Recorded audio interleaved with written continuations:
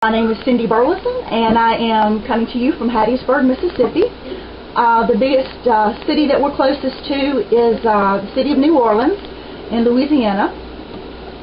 I, too, like you, are a member of the International Olympic Academy Participant Association. And also, as you, at some point in time, we were selected by our National Olympic Committee to participate in a session at the International Olympic Academy.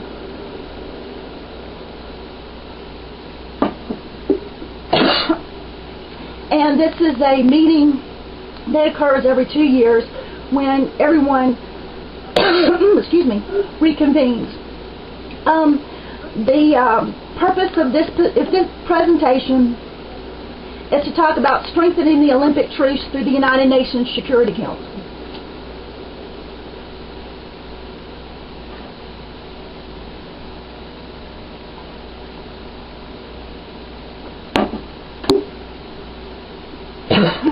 Excuse me. I'm not going to spend much time here at all talking about the history of the Olympic Truce. I've enjoyed my research, and I enjoyed presenting a couple of years ago about the Olympic Truce, but we're not going to use much time here talking about the history. I can tell you that the IOC and the United Nations Office for Sport for Development and Peace have put out a lot of great information about just the history of the Olympic Truce. I can tell you this, that it's the longest standing peace accord in recorded history. The Olympic Truce has spanned 1,200 years.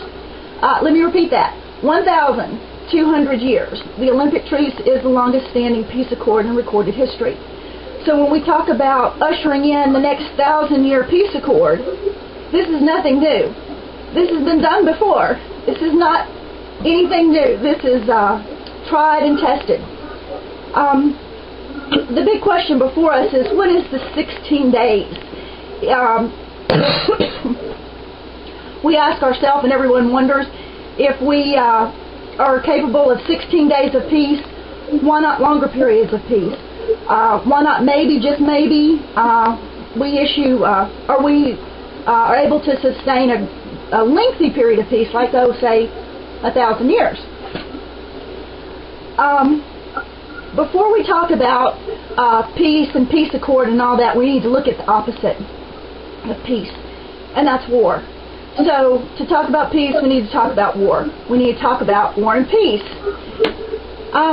If we conceptualize war and take a look at how it's looked over, just say, the last couple of hundred years, there's been a shift. After the Cold War, following World War I and World War II and the fall of the Soviet Union, the actors in war have changed. Prior to that period, we, as political scientists, call this period a period of old wars. This is a period where state actors, nation states, governments, countries, were the actors, those who were calling the shots from the top, diplomats acting through diplomatic means to ease tension. Orders were executed from the top and carried out as the foot soldiers here in the photo.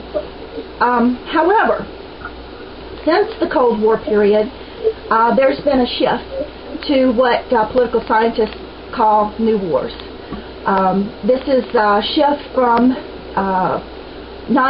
state actors to non-state actors, from countries to individuals or small groups. The non-state actors that are now inciting violence are, considered warlords or mercenaries. That word terrorist. This type of violence is taking place at a community level, and these community-level non-state actors are inciting community-level violence. There was a period recently, very recently, period from 2000 to 2005, where 4 distinct international conflicts took place that have really been pivotal times in UN peacemaking decisions. And those particular conflicts are referred to in the slide here with some different books on the topics. But the conflicts were Sierra Leone in 2000, the conflict in East Timor in 2000, the conflict in the Democratic Republic of Congo in 2004 through 2005, and then also in Haiti in 2005. This period of 5 years really made the UN start thinking differently about how to go about peacekeeping. In all these cases, the UN was called in, and UN peacekeepers were on the ground. The big question is how their decision to use force. And in all these cases, the United Nations security peacekeeping efforts did end up using force to curtail the violence and deal with that particular conflict. This is a decision that is and remains controversial. However, it is very much robust. Peacekeeping is very much a topic of discussion at the United Nations. Following this period between 2000 and 2005, officials have said that the UN has had to learn the hard way, that principles without power were insufficient, and force too was required to implement peace agreements. This is in stark contrast to what some think of as the United Nations being impartial, being a non-interfering entity that would not use force. So the big discussion is whether or not the UN should use force. And since there is precedence that they have, it's not as much a question of excuse me, of will and should they use force. It's a matter of how to go about this, and if force is going to be called upon at the United Nations peacekeeping level, what's our best foot forward, our best path forward? The screen shows the big question with some different publications that have come out. Does peacekeeping even work in the first place? And of course we want to say, we don't have a choice, we must move forward. We don't want to, give up on peacekeeping by all means. And as a counter to that, here's another publication. There's just a few, say 4 or 5, that have recently come out about robust peacekeeping. And the one on your screen is from New York University Center on International Cooperation. That's got a pretty good synopsis about the discussion that's taking place at the UN about robust peacekeeping.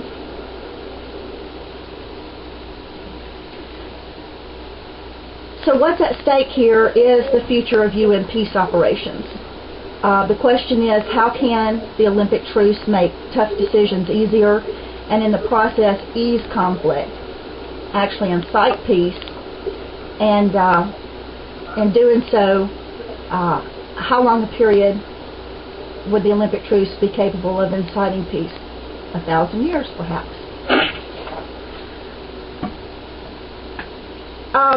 One such person that has taken an active role in this stance is Valerio Di Vincenzo in Italy. He is a physician, anesthesiologist, who has formed a foundation called the OLS Foundation. He speaks about the Olympic Truce, and he speaks publicly about the Olympic Truce going through the United Nations Security Council.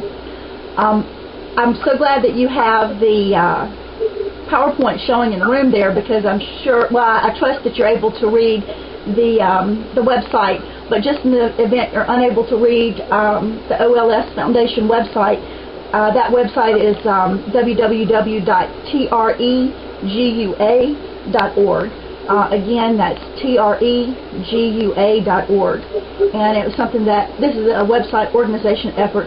I encourage you to investigate and see which side of the issue and the discussion you feel most comfortable.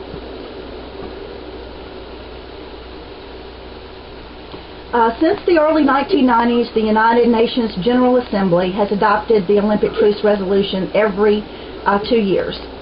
In a world where the nature of global conflict is changing, from the nation-state to non-state actors, peacekeeping strategies must also change. In response to the realities of the world we live in, non-state actors should also call upon the power of the Olympic Truce, and in doing so, we can usher in the next 1,000-year peace accord.